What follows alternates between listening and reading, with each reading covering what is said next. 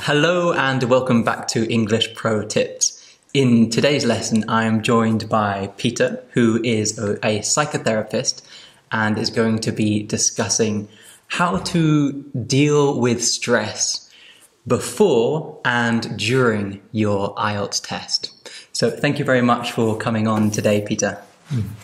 Glad to be here. So I've got some questions that I would like to ask you, and I've also got some questions from members of the English Pro Tips Facebook group as well. And when I was asking the students what they wanted to know, a big part of their fear was how do they focus on doing their best in the exam and not focusing so much on the score that they need to achieve? That's a good question. So they're interested in maintaining a focus in the present moment, in the here and now, in the exam that they're in the process of doing, rather than considering the result. So the first thing I would say is it's normal to feel significant stress in occasions like exams.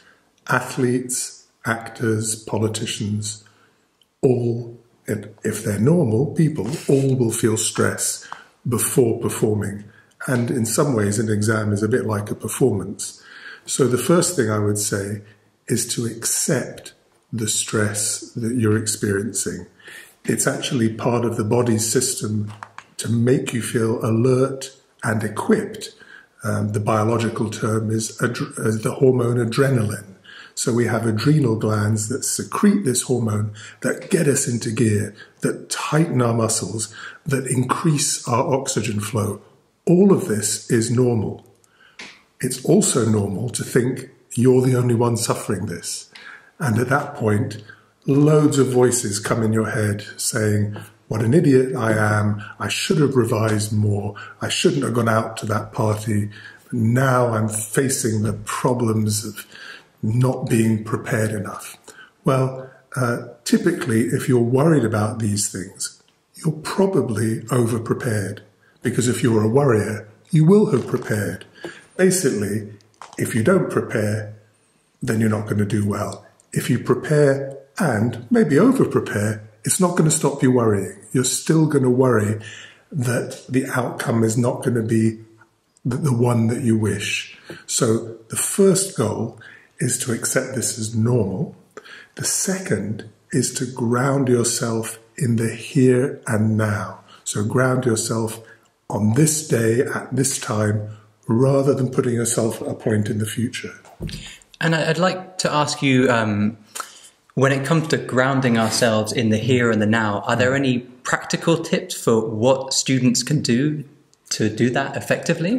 That's an important point to make. So at this point of grounding yourself in the here and now, because we are going to flip into the future or into the past, why didn't I work hard enough in the past or whatever, our five senses are the most important element of grounding ourselves. And of the five senses, the most important in terms of being in the here and now are smell and taste. So smell and taste can bring us very rapidly into the moment. So you may already in your bag have a roll of mints, of strong mints, peppermints, or something that gives your taste and smell a bit of a kick. Now, actually, this is one reason why people, maybe to relax themselves, sometimes drink whiskey or vodka or beer or wine because of the sour taste. I'm not suggesting, by the way, that you drink alcohol before or during the exam, but I have come across in people that I work with, people that maybe have a slice of lemon or lime in some silver paper, and they know that in the minutes before they have to perform, they're going to take it out, put it in their mouth and feel that sense of, that's a bit strong. And it could be a strong mint, peppermint, spearmint, but it has to be really quite strong to have this effect. Something that smells and tastes, and there's no way that you can't be in the moment. Great. So, and that just reminds them, here I am. That's right. And I would add that you've got to find your own way. Those were just suggestions. They may not work for you. In each culture that you're in, there will be things that for you are normal because they're sour or powerful tasting. So don't pick them.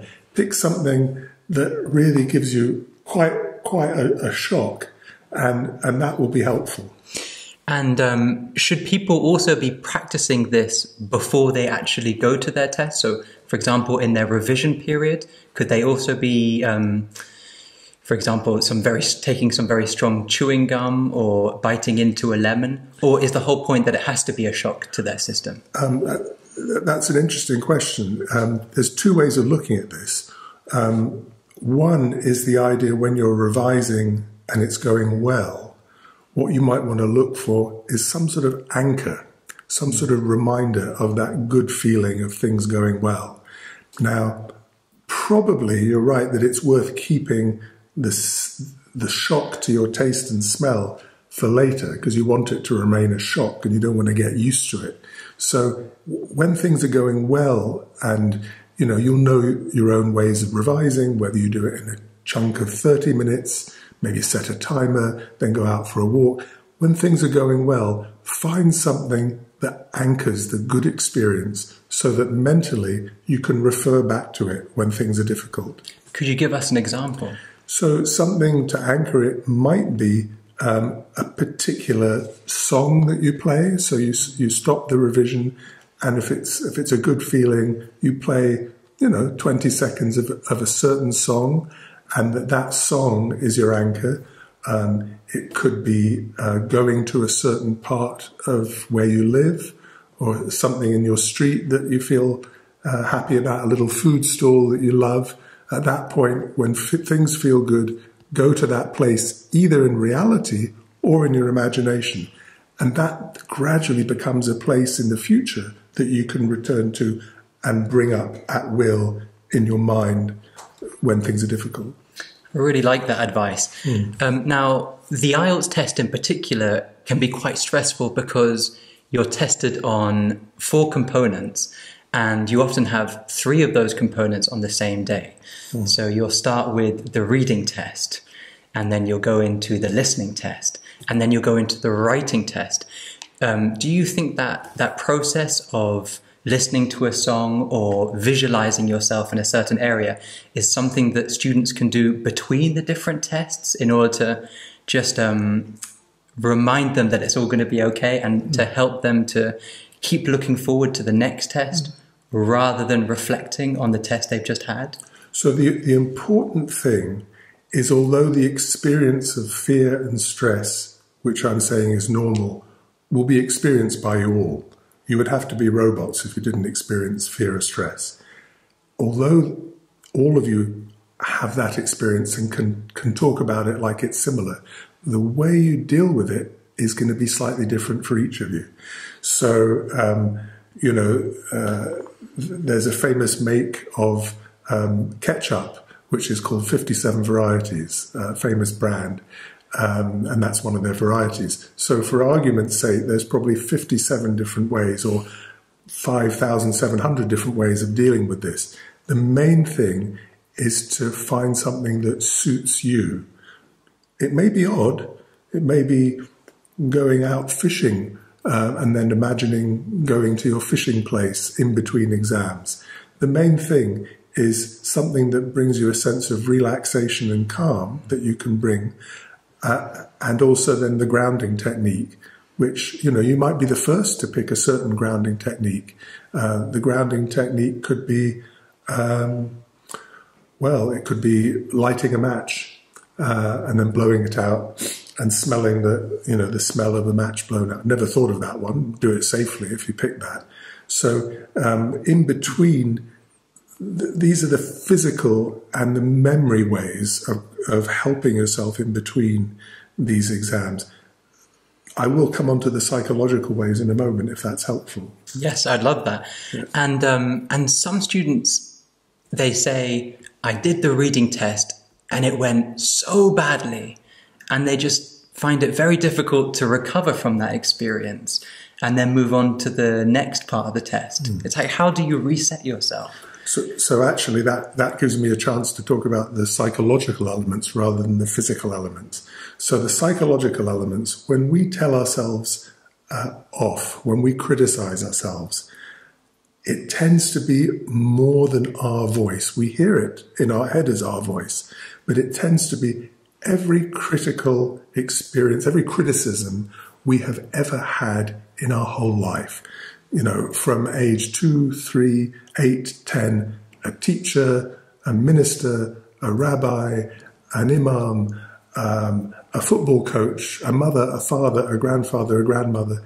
You can't go through childhood and teenage and our 20s without having some critical voices that our mind, just like a tape recorder, takes in and then plays those voices in our voice. So we don't necessarily hear these other voices. So way in advance of that experience of telling yourself off, I've done terribly, I've messed it up, that kind of those critical messages, way in advance, you might want to do a bit of a mind map or a spider map, just with a cup of tea or a cup of coffee, and just months before, just map where some of these critical voices might be coming from in your life.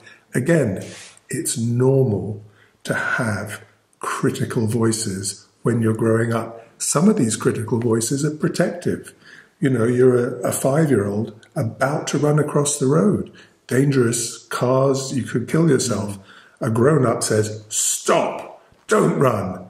It feels like a scary voice. We take the scariness of that voice in, and that becomes part of our hard disk that unfortunately sometimes we use against ourselves and not in the nurturing, controlling way that they might have.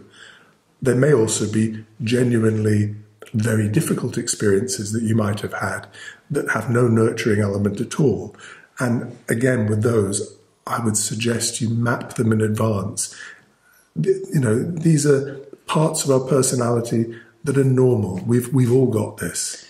And the process of mapping, you said, sit down with a tea, some coffee, take a piece of paper. And would you go as far as maybe writing down who that voice is and what they might say? Yes, just memories. I remember when my teacher at high school told me off for smoking in the corridor. I remember when my father told me off for not trying hard enough on the sports field. I remember when my grandmother told me off for eating the last cake on the plate, that kind of thing. It goes on and on and on. Again, it's normal to grow up with these things.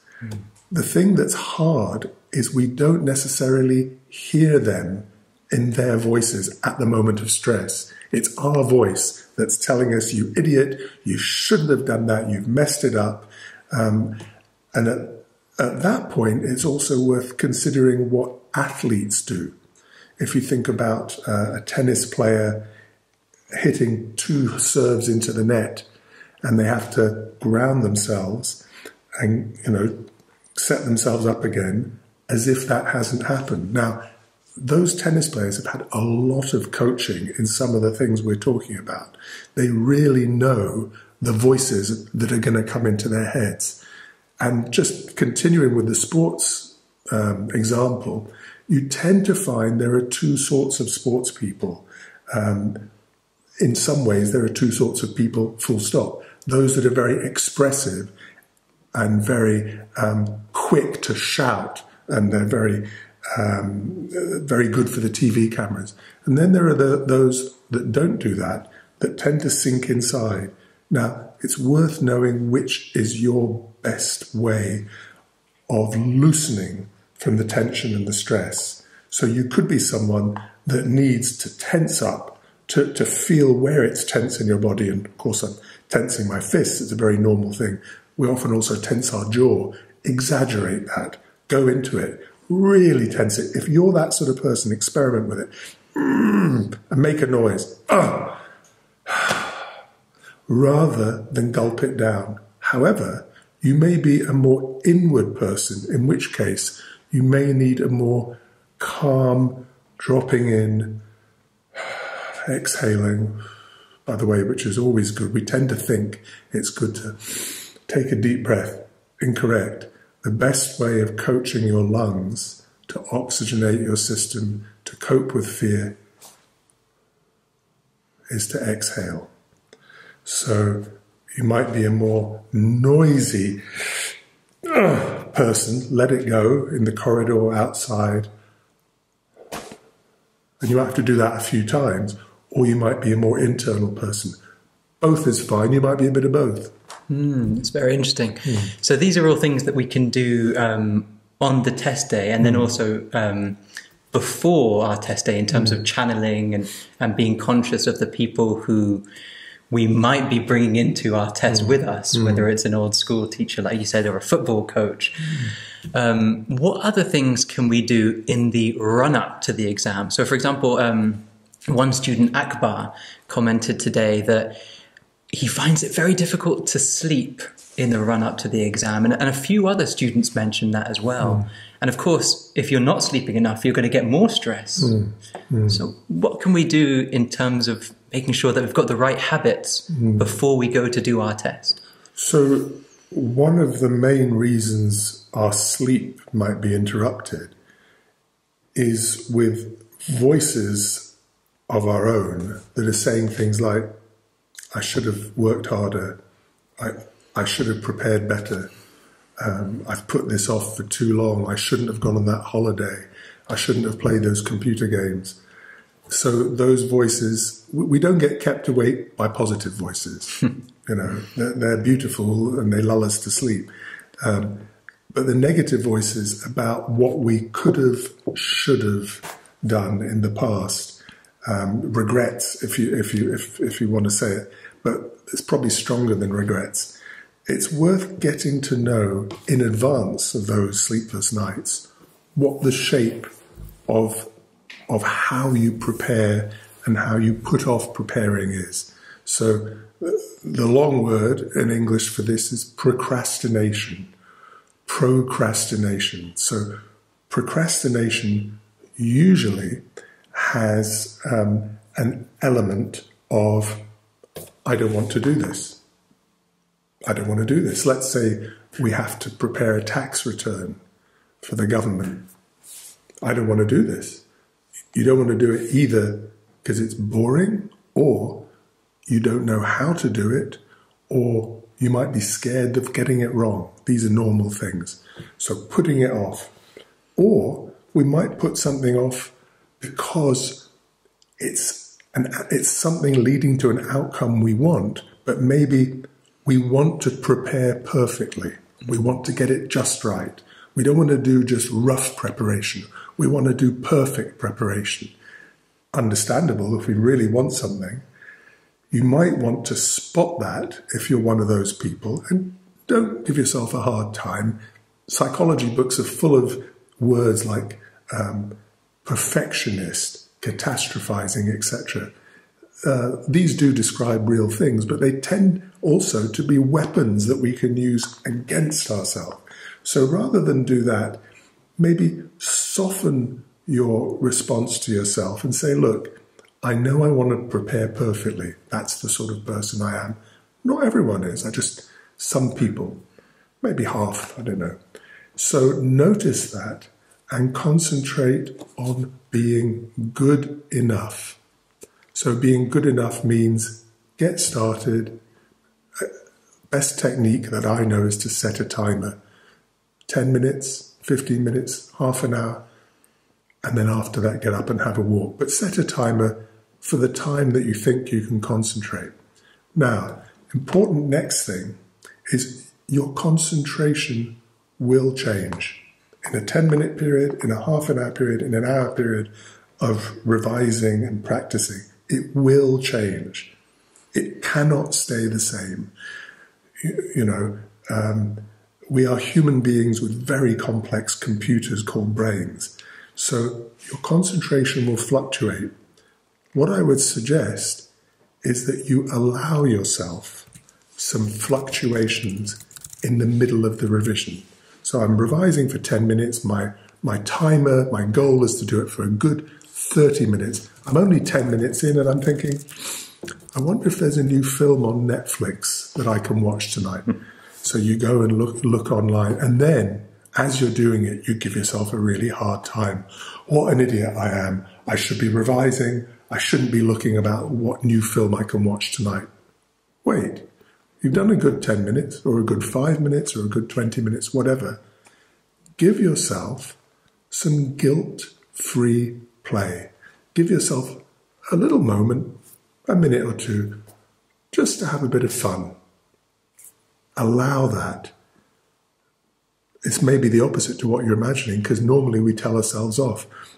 It's a great waste of energy telling yourself off. So allow the play, whatever that is, computer game, whatever, couple of minutes, blah, blah, blah, then return after you've had a bit of a play.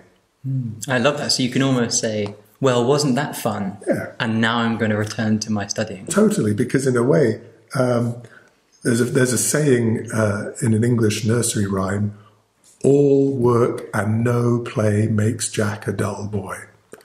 One of those things from childhood. We need little bits of fun to keep ourselves going. Now, what you were saying about procrastination was very interesting to me, because I interview a lot of students, and some of them say, give yourself a year before the exam. Other people say, you've got to book the exam next month so you really get down to studying. Now, the nature of the IELTS exam is, you know what score you need to achieve, but in your city, it might be run several times a month. So you can choose when to do the test. So how would you go about choosing when to do the test and accepting the fact that some people may never feel ready? So it's a really good question. What we haven't talked about are distractions and events outside your immediate focus. So if your focus is studying, you are not living in a bubble. You're living family or with flatmates, friends, or an extended family or whatever. And there will be events that you know about happening around you that will interrupt potentially your preparation. Now, it's one thing that's worth doing is noticing if you're the sort of person that finds it hard to say no to invitations or family plans or whatever because you want to please them. Now, it's not just you preparing for this exam. It's everyone in your social circle. I'll say what I mean. If you want those people behind you, you need to let them know what you're doing and what time frame, whichever time frame you pick. And you need to say, you know, what would be helpful for me is to allow me to get on with this and accept that I may not come out and play basketball. I may not come to the nightclub. I may not go visit grandma and grandpa for a while in the next province or whatever. Things that you would normally do, it's reasonable to get the support of your family and your social network to put these things aside. So these are things we haven't talked about that have quite a big effect on your preparation. So notice, do I like to please people? Most people do, but it's on a sort of a gradient of a little to a lot. If you like to please people a lot, you need to turn that round and tell them in advance what your needs are. That's very interesting. So I recently spoke to one student that did particularly well in the exam, and she said what the most important thing for her was to be supported by the people around her. So her immediate family, her parents, I think particularly her sister. They said, you are capable of this. And my gut reaction was, isn't that quite stressful? Because a lot of the time, people are relying on you to get a particular score. So, for example, another student was doing the test so that her entire family could move to New Zealand. So how do we get the balance right between support and pressure from the people that love us or surrounding us? Well, that's really interesting. The way I would look at that is like quite a lot of the things I've said. for argument's sake, there are two sorts of people. One sort of person needs to tell brother, sister, auntie, uncle, mother, father, best friend, and feels good about that, feels held and supported by that. Another person might feel terrible pressure by letting them all know. However, if you're that person that would feel terrible pressure, you do need to pick somebody. It could only be one person. It could be a family member, it could be a friend, or it could be someone that you don't know very well, but who you like and is willing to be the person that you talk to about this. Now, the advantage for that person, picking just this one person just outside their social circle, is they won't feel too bad if they mess up and they have to retake. You know, these things happen. Sometimes it's just luck. You might get questions that are unlucky, that really are ones that you're not good at, and so you retake. So yes, I think there's two routes on that one. Now, I'd like to ask you a bit more about some of the questions that came up in the Facebook group, which were related particularly to when you're actually in the exam. And so, for example, Huda was talking about, well, what do you do in the last 10 minutes of the reading test? So you'll know you've got 1 hour in the reading test and it's a real race against time. So what do you do when you're in the test, you've got 10 minutes left, you've maybe still got 10 questions to answer, and you start to feel that feeling of overwhelm at that particular moment? So at that moment, I'm pretty sure that it would be allowed to bring in the sweet or the sour thing to bring you into the present moment. Give yourself 10 seconds, either with that smell or that sweet, just to get your breathing back to normal. That's enough. That short period is enough to reset your inner concentration and to calm yourself down. We can spare 10 seconds out of 10 minutes, but often we don't. And we panic ourselves and don't get grounded and don't give ourselves a chance to exhale. We need oxygen. When we get tense, sometimes that constricts our oxygen pathway. We need to reset that, just as you would a computer that's spinning. I love that idea of a reset button almost. And it's funny because my reaction to hearing you say, take 10 seconds, is you go, 10 seconds? But I've only got 10 minutes left.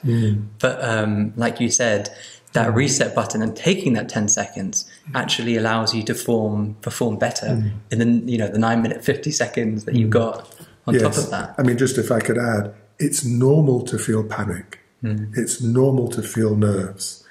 What you want is for that to be turned towards focus. And in order to do that, you need to get into the present moment, notice and be aware, just for a few seconds, of the voices, of the scary voices. What if I don't? What if I don't? What if? Mostly they're what if, thinking of the next 10 minutes, or they're referring to the last 50 minutes if you think you haven't done, what if I haven't done well this past? What if you imagine them like you're the kindergarten or primary school teacher, and these are all the little 4 and 5-year-olds running around screaming. These are parts of you. That child within you just needs a bit of calming down and a bit of recognition that it's okay to worry. It's okay to panic. That's okay. It will happen. Where we often go wrong is we multiply the panic by telling ourselves off. Why am I doing this? Why am I wasting time? What? Whoa. We are in control of that multiplication. So we can actually chunk it down. We can bring it down as well, beginning with a few light exhales. That's very interesting. Now, one thing that's tricky, particularly about the IELTS test, is, first of all, you're in a room full of lots of people. So other people are doing the test. And it's hard to ground yourself in where you are and not get carried away with how fast somebody else is answering the questions to the side of you, or whether somebody's writing the answer to the listening test at a particular time, which means, did I miss it? What about those how do you stay within yourself? So this won't have been the first exam you've ever taken in your life. You would have had other exams in your life. So you probably know what motivates you and what gets in the way of that. What I'm meaning is, for some people, turning their head and seeing someone writing like crazy or typing like crazy motivates them. They say, right, I'm going to get this sorted. I'm really going to focus. A different person will look, and that will get them worried. So you need to work out what your normal response is. And if you're someone who gets worried by seeing someone working hard, then you need to stay in your bubble. You need to stay as if all sound has gone and just keep coming back to your bubble. And you can practice that. You can practice that by revising in a busy train station or a cafe or, places where there's groups of people, and practice coming back, dropping your center of gravity down, down, down, down, down. The center of gravity when we panic is up in our heads. We have to keep bringing it down into our body, either with smell, taste, or breath, and practice that in advance. I love the idea that there's not really one approach that fits everybody, but being more conscious of how you respond to stress and stimulation and what's going on around you can actually be analysed and thought of in an interesting way in order for us to improve in the exam. Now, I'd also like to ask you about the speaking test. So the way the IELTS speaking test is that you've got an examiner sitting in front of you and they're asking you questions for 11 to 14 minutes. Now, some examiners smile and they give you a lot of positive feedback. Others don't. They might not smile. Some of them don't really even make a lot of eye contact. And sometimes they can interrupt you. Now, this gives you a very different sense within the exam of how it's going. At that moment, when you're in a one-to-one situation and you're not getting the right signals from the examiner, how do you bring yourself back into doing the best that you can? So that's the challenge. Is there's going to be many different sorts of examiners, and you might get someone who really suits your temperament and your personality. Or you might get someone who reminds you of that teacher at school who was really negative about you. And you will be sent back in time. You may not be aware of this, but you will be sent back in time into a big compartment of panic from age 10, 12, 15, 18 or whenever. It's good that you know as much about those old places of panic as possible so that you know what your triggers are. So, for one person, they might be triggered by a smiley, happy examiner. They might think, oh no, they're not treating this seriously. This is so important for me. And they're smiling. Oh, that's not good. They need to be more serious. Another person might welcome that. So the preparation you can do in advance is imagine a few different possible situations. Just as you've said, Eli, imagine an examiner who doesn't look at you. One reason, by the way, an examiner might look away from you into the air is that helps some people conceive and think of their question. I wonder, for some reason, looking up or looking down, it's actually looking for the question to ask you. The other thing is examiners are trained to be professional. They're trained to be fair to everyone. So I'm pretty sure that some examiners who might find being with you comfortable and friendly, and you remind them of their daughter or son or nephew or niece, and they feel themselves being over-friendly and smiling, to be professional, they might drop that down and put their professional face on because they think, oh, I mustn't be too friendly, even though I really like this person. You will have no idea of their internal process, but it's worth remembering that they might be nervous as well, wanting to do a good job, especially if they're a new examiner or a tired examiner or an examiner at the end of their career, and this is their last month of examining and they just want to get through it before they fly home into retirement. So they've got all sorts of things going on which we have no idea about. So just imagine when you get triggered, because you will get triggered by their lack of response or by their overwarm response or anything, just realize it's not going to be all about you. Yeah, I love that. So you can really humanize the examiner, because often students don't see the examiners as humans, really. They don't empathize with the examiner, especially when they feel the examiner isn't empathizing with them and how nervous and terrified they feel.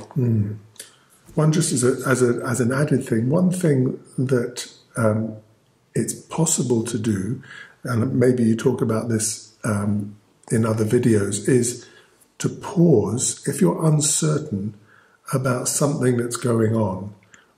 One thing that we sometimes do is over-detail. If we're not sure about something, we go into too much detail, or we retreat, the opposite, and go silent. It's perfectly reasonable to pause and ask a question and say, I'm not sure if I'm giving you what you need.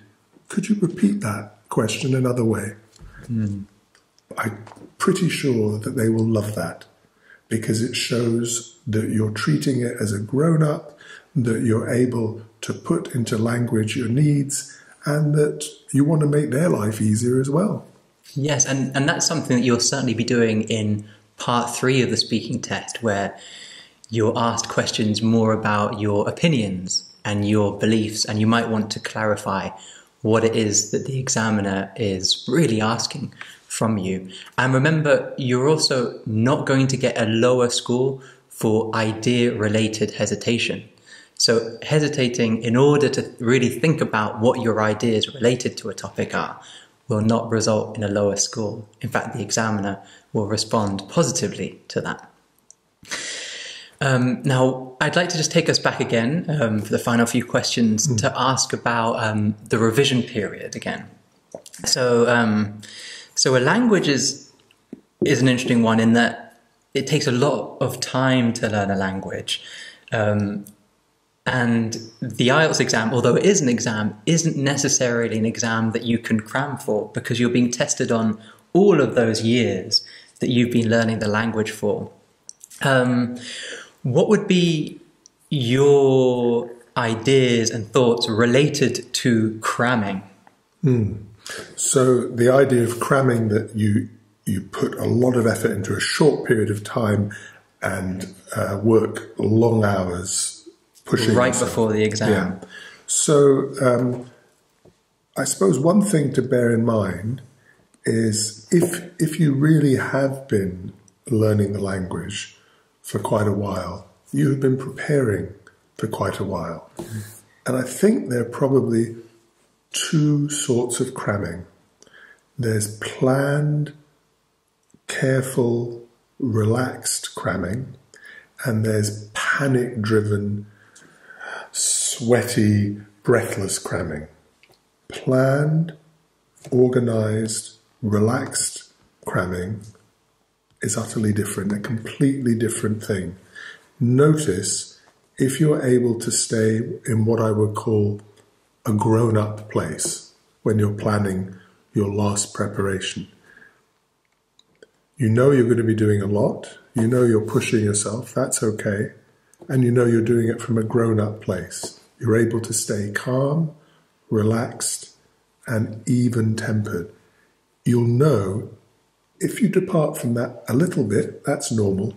If you're mostly in a kind of breathless, sweaty child place, it's not going to be very useful. You have to step away at that point. Excellent. Now, part of the revision period is often watching other students do the test. So particularly we'll go onto YouTube and we'll type in Band 9 IELTS speaking test. And we'll watch people who speak much better English than we do and who can communicate much better than we can. And we often see an examiner that responds much better than we feel that the examiner responds to us in the exam. What do you think about that approach to revision from a psychological preparation perspective? That's interesting because, again, it's hard to make one general point about this. The main thing is to know at the first early moments of you looking and searching online, the first moments that you're watching something, notice, are you relaxed, comfortable, interested, open, or are you starting to tense? If you're starting to tense, press pause, click off. It's not going to be useful. You will know within the first 20, 30 seconds, certainly within the first minute, is this making you more anxious? And typically, if we become more anxious, we think, oh, I've got to watch this. We almost get attached and addicted to the tension and the pain. Oh, this is so important, and I'm not getting it. Oh, and I'll watch another one. Oh, and I'll watch another one, and I'll watch another one. So you need the courage to step away early and say, this is not useful for me. And you have to stop yourself. You have to inhibit yourself from going down that track. There could be some people whom the watching makes them feel relaxed. You know, there must be some racing car drivers who, when they're not doing their racing car, watch, you know, in the evening, watch old races, and it makes them feel good. Others, if they start watching old races with great racing drivers, makes them feel bad. They have to stop. It's no good. So again, you have to know which person you are, and that may change over time. It could have been that 5 years ago you might have been supported by watching YouTube videos for some other exam, but this time you might be different. We change. And so we should accept that in ourselves. Yes, absolutely. And accept if a friend is doing the same and it doesn't work for you, it doesn't work for you. Accept that. And it might be at that particular moment in time. It could be different 2 months later. That's right. That's right. We don't stay the same. We're like the weather. Yeah, so one thing that I've really taken away from this conversation is that there's no one size fits all. And it got me thinking that it's almost like we could write a questionnaire together that could just kind of go through some of the questions that students can ask themselves that would help them in their preparation. So things like, where are the voices coming from when you hear criticism? How do you respond when you watch speaking tests? Are there any particular routines that you can develop in order to bring yourself back into the here and the now? And that's something that we can also take into our test with us. So while listening to you, I was thinking, well, that's something that we could probably develop together and make available for all of you. So if that is something that you would like to see, then please comment below and let me know. And Pete and I will get to it. It'll be a very exciting and very interesting process for both of us as well. So thank you very much. Unless there's anything you would like to add. I'm all done. I'd be interested to hear from Eli the sort of questions that you come up with. Yes, and there's certainly a possibility of us doing a similar video. So if there's something that you were really hoping that Pete and I would cover in today's lesson and we just didn't do it, although I feel like we've covered a lot. We did before the test, during the test, and lots of different frames of mind. But if there is something that would help you, then again, put it in the comment section below, and there's certainly possibilities for a future collaboration together. So thank you very much. You're welcome. Thank you. Cheerio. Bye then.